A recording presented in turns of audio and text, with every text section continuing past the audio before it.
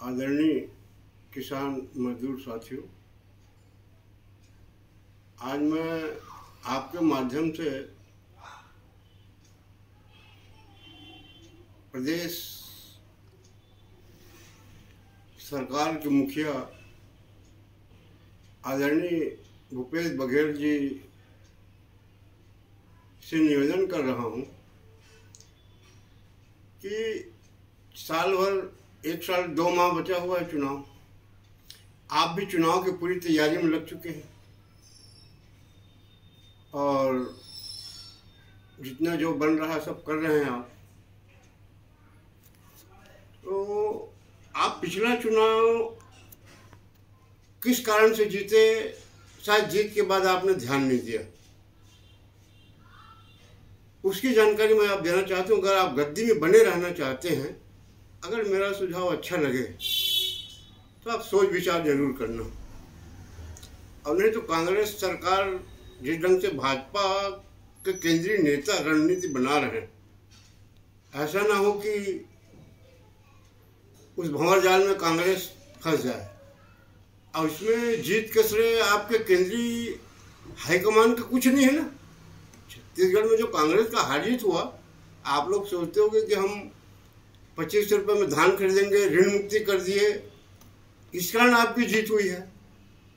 जो भी आंदोलनकारी थे, जो भी संगठन समस्या बताता था, बोले हम पूरा कर देंगे। ये सब जो घोषणा पत्र आपने जारी किया था, उस आधार पे आपकी जीत नहीं हुई थी। वो तो जीत इसलिए हुई कि भाजपा के अंतिम शासनकाल में मुझको ऐसा लगता है कि जैसे मध्य प्रदेश में शिवराज सिंह ने मोदी जी के प्रधानमंत्री बनने का खुल करके कुछ विरोध करने का प्रयास किया था, उसी आधार पे छत्तीसगढ़ के मुख्यमंत्री रमन सिंह जी ने भीतर घात करने का प्रयास किया। नहीं तो मोदी जी का जो कार्यक्रम था वो अगर सही ढंग से लागू हो गया होता तो कांग्रेस की सरकार नहीं आ सकती थी। जैसा कि उनका सबसे पहले आया शौचालय।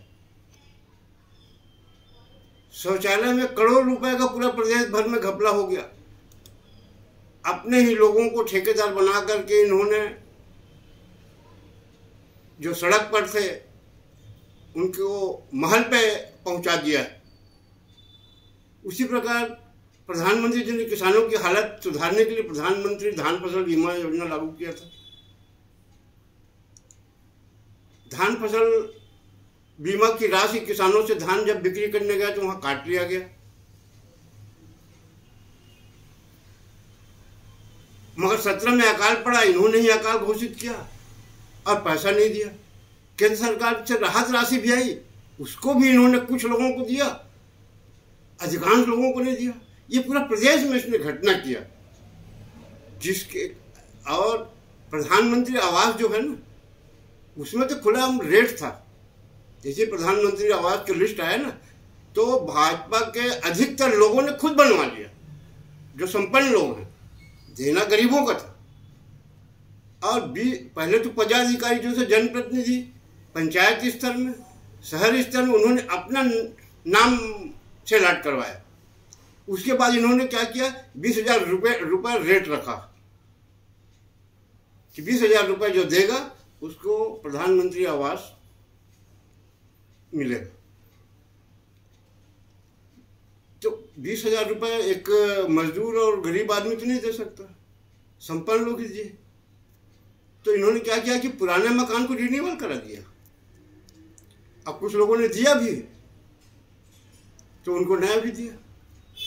तो मेरा कहने का मतलब यह है कि जो कांग्रेस सत्ता में आई इतने भारी बहुमत से, उसका कारण आप ये मत समझना नहीं कि आपने जो घोषणा पत्र में कहा था इसलिए मान गए। अगर मान गए होते तो केंद्र, जब लोकसभा चुनाव हुआ, केंद्र सरकार ने, राहुल गांधी ने क्या कहा था, हम 72,000 देंगे किसान मजदूरों को, चले जाते उसके साथ। ऐसा नहीं। तो मैं इस बात को याद दिला रहा हूं कि आप भाजपा के भ्रष्टाचार के कारण, भ्रष्टाचारियों के कारण आपकी सत्ता आई थी। तो आप उसको अगर कायम रखना चाहते हैं या नहीं रखना चाहते, ये आपके ऊपर डिपेंड करता है। मैं तो सुझाव भी दे सकता हूँ। वैसे आप सत्ता में आने के बाद किसानों के ऋण मुक्ति की जो घोषणा किया था, आपने ऋण मुक्ति घोषणा कर दिया। धान 2500 में रुपये लेने की बात कहा था, उसको भी आपने पूरा कर दिया। चिट फंड में हजारों लोगों का जो करोड़ रुपए फंसा था, उसको भी आपने दिलाने का प्रयास किया है। और सबसे महत्वपूर्ण, कल हमारे कृषि मंत्री आदरणीय श्री रविंद्र चौबे ने मेरी इच्छा तथा प्रदेश की जनता की इच्छा उसने जो पूरी की है, उसके लिए मैं सिंचाई मंत्री आदरणीय चौबे जी को बहुत बहुत बधाई देता हूं कि उन्होंने प्रधानमंत्री बीमा फसल योजना के लिए जो आज तक किसानों को कोई पॉलिसी का कागजात नहीं दिया जाता था, उन्होंने कल से वितरण कर दिया है। अब समाचार पत्रों में दिया कि पूरा प्रदेश में सितंबर में मिल जाएगा। इसलिए मैं बधाई भी देता हूं आपको कि कम से कम आपने कुछ किया तो किसानों के हित में। नहीं तो आज तक तो बीमा कंपनी के बारे में न कृषि विभाग हमको पूरी जानकारी देता था, न सोसाइटी वाले दिए थे। तो ये काम तो आपने बहुत अच्छा किया है। लेकिन अगर आपको सत्ता में रहना है तो आपने जो घोषणा किया था राजीव गांधी न्याय योजना के तहत जो 4 किस्त हमको जो आप दे रहे हो, उसमें आप विशेष ध्यान रखिए। आपने देखा होगा इस साल हमने जारी किया था कि इसको अन्याय योजना लागू कर दिया है आपने, और हमने बोला भी, उसमें बताया भी आपको। तो ओएसडी जो है अपेक्स बैंक का, उसका शब्द दूसरा है। समाचार पत्रों में उन्होंने मेरी बातों को खंडन किया था, मैं जानता हूं उस चीज को, इसीलिए मैंने दूसरा दिन वीडियो जारी किया। उसका कहना था कि हम 85% किसानों को दे चुके हैं, 15 बकाया तो उसको दे रहे हैं। किस्त ऐसा नहीं दिया जाता है, किस्त तो बराबर में 4 किस्त होता है ना, कि 85% आपने दिया। अब उसके बाद आप देखिए अपेक्स बैंक के अध्यक्ष महोदय ने 1-2 महीने बाद क्या बोला कि जिन किसानों को राजीव गांधी न्याय योजना की राशि पूरी नहीं मिली है, वो जिला सहकारी बैंक के अधिकारियों से शिकायत करके सुधार करा ले। आपके साथ बहुत बड़ा अन्याय हो रहा है बघेल जी, आप सतर्क रहिए। किसानों, आज तक किसानों को नहीं मिला ना पूरा चारों किस्त पिछले साल का, उसमें कटौती कर दी गई। अभी बताइए किसान जिला सहकारी के बैंक वो करने जाएगा, शिकायत करने जाएगा? अरे आपने किस्त दिया है, आप खुद, आपके पास रिकॉर्ड है, आप उस रिकॉर्ड के मुताबिक दीजिए ना। और फिर समाचार हम देते हो, अधिकांश लोग पढ़ नहीं पाते, और जो आज पढ़ते हैं वो बताते नहीं आपके कार्यकर्ता कि चलो हमारी सरकार ऐसे भूल हो गया है तो उसको सुधार रहे हैं। दूसरा है, आपने जो भ्रष्ट अधिकारियों के खिलाफ जो पहले कार्रवाई हो जाती थी, जांच एजेंसियां जांच करती थी, उस पर आपने रोक लगा दिया है कि राज्य शासन के बगैर परमिशन के जांच नहीं हो सकती, ये आपके लिए हानिकारक हो सकता है। उसके बाद आपने सहकारिता चुनाव के नियम को बदल दिया कि अब चुनाव नहीं होंगे, नॉमिनेशन होंगे। इसका गांव एरिया में बहुत गलत प्रचार हो रहा है, अब सही गलत तो आप जानोगे। लोग नॉमिनेशन के नाम पे रेट बता रहे हैं, आरक्षित सीट का 1 लाख, सामान्य का 5 लाख। ये सहकारिता तो आप, मैं सोचता हूँ आजादी के बाद ये कानून बना था ना, आज आपने रुकवा दिया उसको। लेकिन राज्यपाल के पास गया है, मगर ये कितना बड़ा कदम, आप किसके कहने से, कौन ऐसा सलाहकार है जो आपका नुकसान चाह रहा है? आप इसको वापस ले लीजिए। उसके बाद यह है कि नगरीय निकाय चुनाव में भी आपने जो डायरेक्ट चुनाव होता था, मतदाता से संबंध रहता था अध्यक्ष महापौर का, उसको भी आपने खत्म कर दिया, और दबाव के माध्यम से, पार्षदों के माध्यम से अपना सत्ता काबिज रहना चाहते हैं। सत्ता आपने बना लिया, आप बनाइए, हमको उससे आपत्ति नहीं है, मगर ये नियमों को क्यों बदल रहे हो आप? हर ये होते रहता है। उसके बाद विकास के नाम पर जो भ्रष्टाचार आज हो रहा है, उसमें रोक लगाने के लिए कोई ब्लॉक स्तर पे कोई ऐसा आपने कोई योजना नहीं बनाया है। किसके पास शिकायत करें, क्या करें? मनरेगा में भी वही हाल है, आप वैसे चुनाव जीतने के लिए पूरी तैयारी कर लिए हैं, क्योंकि आप पंच से लेकर के पार्षद, महापौर, सबका मानदेय बढ़ाया है आपने। ये जनप्रतिनिधि हैं, पैसे का दुरुपयोग मत कीजिए। जिसको आना है, जिसको चुनाव जीत के आना है, जनता की सेवा करना है वो करे। आज देखिए पंचायतों में, मेरा किसी से कोई दुराव नहीं है, मगर पंच सरपंच के परिवार के नाम है मास्टर रोल में, काम में नहीं जाते, विड्रा कर लेते, रोजगार सहायक एक धंधा बना लिए। आप सोचते होंगे ना इन पदाधिकारियों के माध्यम से आप अपनी अगली सरकार बना लूंगा, तो मेरे को नहीं लगता। ये लूट खसोट में लगे हुए हैं बघेल जी। मैं तो ये कहूंगा कि अगर ऐसा वैसे ही राज्यसभा चुनाव में आप छत्तीसगढ़िया बहुत बात करते थे,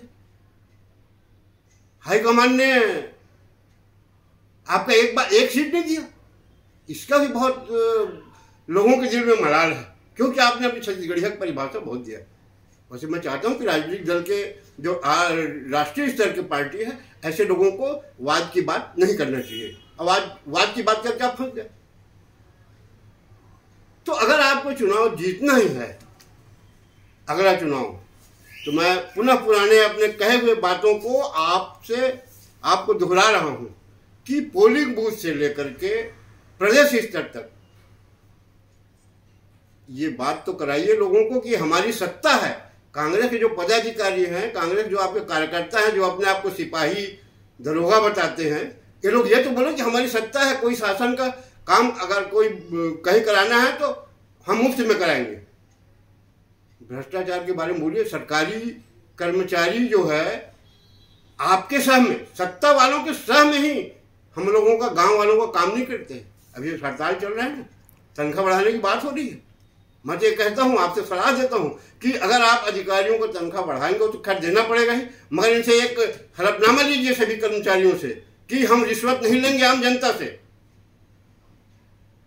अब मैं पहले बता चुका हूँ कि एक साधारण व्यक्ति को शासन की सुविधा पाने के लिए 10,000 से 20,000, जैसे मेरे को जानकारी है, ये सब लेकर के सुविधा देकर के सुविधा उनको मिलती है।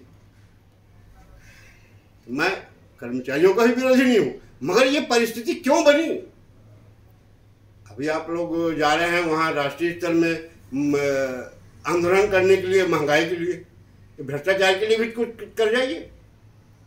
अब मेरी एक ही इच्छा है मुख्यमंत्री जी कि शासन की हर सुविधा लोगों को मुफ्त मिलना चाहिए।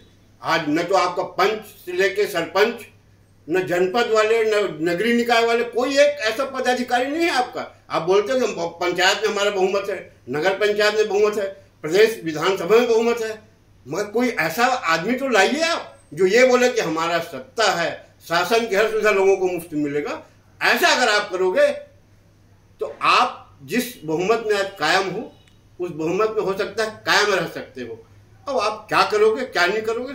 जैसे अभी मैं एक उदाहरण बता दूं, नगरीय निकाय में आपने आवास के लिए योजना बनाया। भाजपा शासन में लोग 20,000 रुपये लेते थे, आपके शासन में 10,000 रुपये ले रहे हैं। 10,000 जो दे रहा है, अब बताइए जो गरीब आदमी हो कहाँ से देगा? अब आप बोलते हो कि अंतिम छोर तक जाना चाहिए सुविधा शासन की। आप पूछ लीजिए। पर मैं छत्तीसगढ़ के मुंगेली जिले के पथरिया तहसील से बोल रहा हूँ। आप आइए ना, आप किसी जांच अधिकारी को भेजिए, सब उदाहरण यहाँ मिलेगा। और यहाँ है, मैंने पूरे प्रदेश में आता है। तो भ्रष्टाचार के ऊपर ध्यान दीजिए। और महंगाई तो खैर हर शासन में बढ़ते आया, बढ़ता रहेगा, वो आप अपनी राजनीतिक लड़ाई लड़ते रहिए। मगर हमारा ये क्या होगा गांव के लोगों का, जो बगैर रिश्वत के हमारा काम नहीं हो रहा है? इस पर भी तो कुछ पहल करिए आप। अगर आपको सत्ता में रहना है तो सोच लीजिए। मेरा सुझाव गलत लग रहा है मत मानिए, हम कोई वो नहीं है। हमने कल भी वीडियो में बताया था कि भाजपा वाले अगर आना चाहते हैं तो माफी मांगना पड़ेगा। और आज मैं इस वीडियो के माध्यम से अपने छत्तीसगढ़ के समाचार पत्र के मालिकों से, टीवी के मालिकों से मैं निवेदन करता हूं कि ये भ्रष्टाचार मिटाने में आपका भी हमको सहयोग कीजिए। कि आज सिर्फ समाचार पत्र में कांग्रेस के, भाजपा के एक दूसरे के खिलाफ जो छापते हैं भ्रष्टाचार, तो उसी छपता है। मैं भी पत्रकारिता किया हूँ। पहले हमारे संपादक महोदय आदरणीय गोविंद लाल जी वोरा हर 3-4 महीने में शासन की योजनाओं के बारे में पत्र लिखा करते थे कि ये योजना का लाभ मिल रहा है कि नहीं। तो मैं चाह रहा हूँ कि मैं कोई आरोप नहीं लगा रहा हूँ, मगर मैं देख रहा हूँ कि समाचार पत्रों के मुख्य पृष्ठ से वो शब्द गायब हो गए कि निष्पक्ष निर्भीक समाचारों के लिए पढ़िए। तो इसलिए मुझको ऐसा लग रहा है कि आपका सहयोग की आवश्यकता है कि आप हमको सहयोग दीजिए, गांव शासन की योजनाओं के बारे में पत्रकारों को लिखकर समय समय पर भेजिए कि आपको सुविधा मिल रही है कि नहीं मिल रही है। गांव वालों से पूछिए और उसके बाद प्रकाशित करें, ताकि आप चौथे स्तंभ हो ना। अगर आप पहले स्तंभ के साथ हो, दूसरे स्तंभ के साथ हो, सत्ता के साथ हो, तो हमको उसमें कुछ नहीं बोलना चाहते, क्योंकि आपको वो लोग विज्ञापन देते हैं, गांव का आदमी कुछ नहीं दे सकता। अब आप भी सब जान रहे हैं, मैं जानता हूं जो पत्रकार भाई हैं जो प्रेस में काम करते हैं, वो चाहते हैं, लिखना चाहते हैं कि भ्रष्टाचार के बारे में हम लिखें, मगर वो बताते हैं कि हम शेर जरूर हैं मगर सर्कस के हैं। तो मेरा मालिकों, समाचार पत्र मालिकों से निवेदन है कि छत्तीसगढ़ को भ्रष्टाचार विहीन बनाने के लिए आप छत्तीसगढ़ की जनता को विशेष सहयोग दीजिए। इतना कहकर मैं अपने वाणी विराम देता हूँ। धन्यवाद। जय हिंद।